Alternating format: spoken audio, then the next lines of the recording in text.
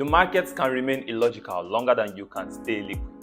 That's a quote I first heard from trader Dante. So as a trader, if you think that you can keep funding accounts every time you blow an account, you probably need to check that thought, because you might be setting yourself up for future ruin.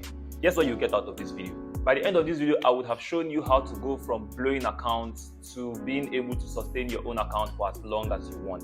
And the first step is to believe that you are not cursed.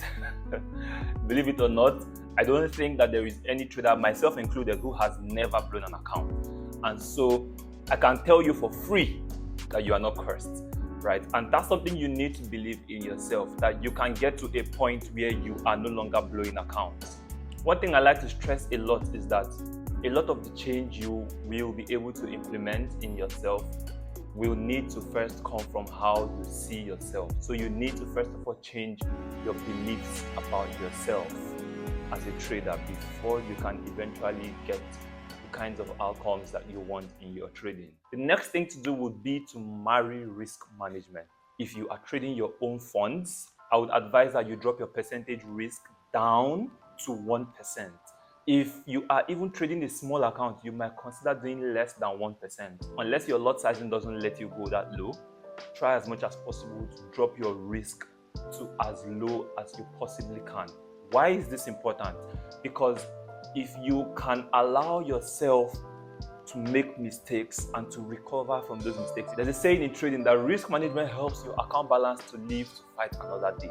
So whether or not you make mistakes, whether or not you go by your plans and trades just turn out to be losses, it doesn't matter. If you employ good risk management, you can be sure to show up tomorrow to try again. So that's the first way after changing your beliefs. The next step, and this might sound obvious, but you need to have a strategy. A strategy is simple. It's simply your set of entry rules, your set of exit rules, and then your risk management plan. The thing is, not every way is a way, believe it or not, in trading. As much as there are a lot of different ways to approach the market, right? You want to be able to know that what you are using works. So there's two ways to go about this. You would either consider using somebody else's method who you are sure is what they use to achieve their results and it works, or you go about creating a method for yourself and testing that method in depth.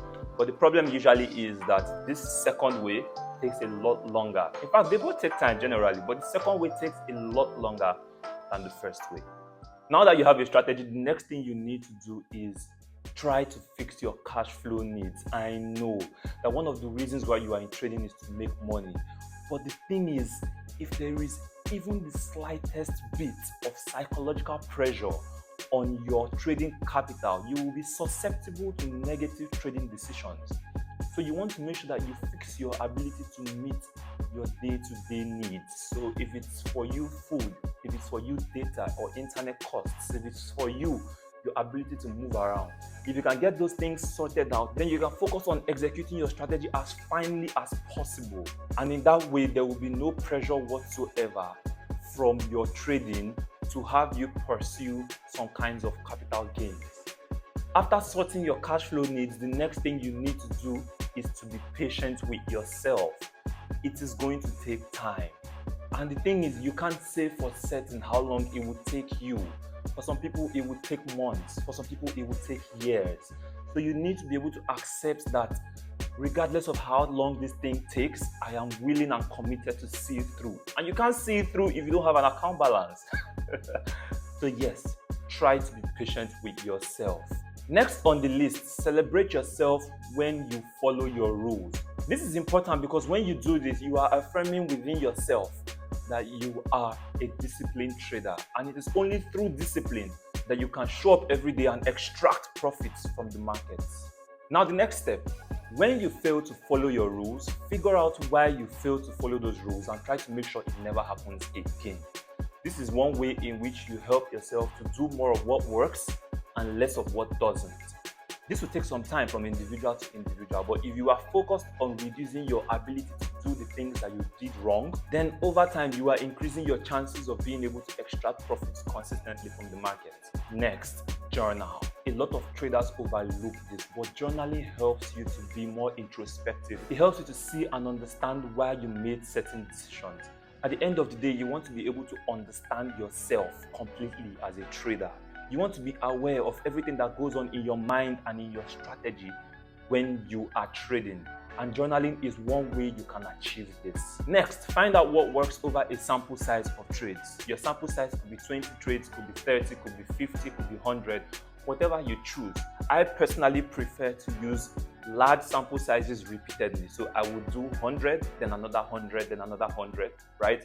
Or 50, then another 50, then another 50, right? So you want to know what can be expected with your strategy over every given sample size of trades. And while you're finding out what works, try to be on the lookout for what links your winners. The next step, study yourself.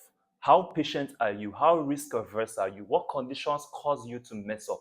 You need to be aware of all these things.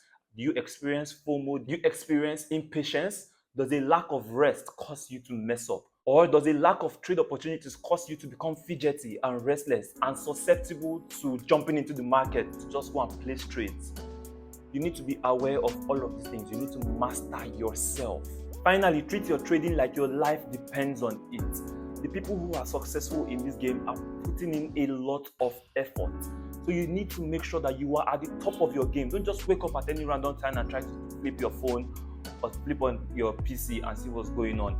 Show up at a certain time of the day and keep that time fixed. This is how successful people approach successful businesses, and you must treat your trading as such if you want to be able to extract profits on a consistent basis. Now, if you apply everything I have talked about in this video, I can tell you for certain that your chances of blowing your personal account are next to zero. Of course, the same can be said for funded accounts because they only give you a limited amount in drawdown, and that requires a different management approach.